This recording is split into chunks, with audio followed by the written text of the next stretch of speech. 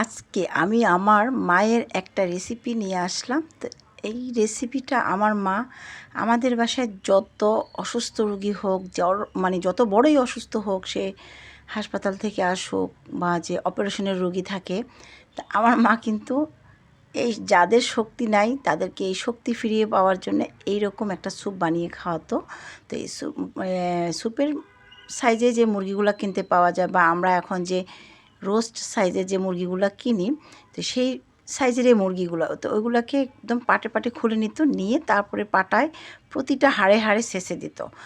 ছেঁচলে হয় কি, ওই যে ভিতরের যে কি বলে ওইগুলোকে ক্যালসিয়ামগুলো বের করার চেষ্টা করতো, যে কিন্তু একদম ছেঁচে ফেলতো না, যেটা একটু হাফ ছেঁচা থাকতো।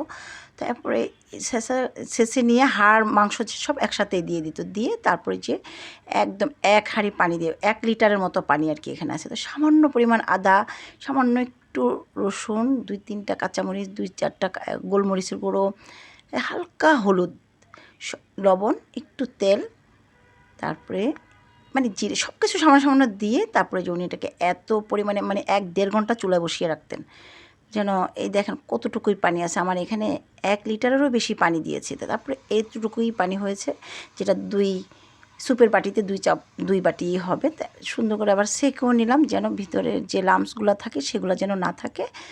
তারপরে আমি ছেঁকে নিয়ে আবার হাঁড়িতে দিয়ে দিলাম। এখানে একটু বলক আসলো পরে একটা ডিম দিলাম, মানে হেলদিকে আরও হেলদি করছি আর কি। তো আমি জানি না এটার কতটা পুষ্টিগুণ আছে, বা আমার মা কিন্তু পুষ্টিগুণ জেনে করতো না, ওনার দরকার ছিল যে শক্তি কী করে ফিরে পাওয়া যায়। তো হয়তো সেই হিসাব করে উনি কোথায় থেকে করেছেন বা কেন করেছেন এটা আমি জানতাম না।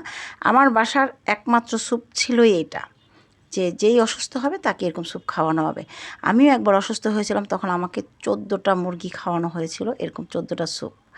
তা আমার কাছে যে আমার মায়ের এটা সবচেয়ে বেস্ট বা সেরা স্যুপ হিসেবে আমি জানি, বা এটাই আমি মনে প্রাণে চিনি এটাকে।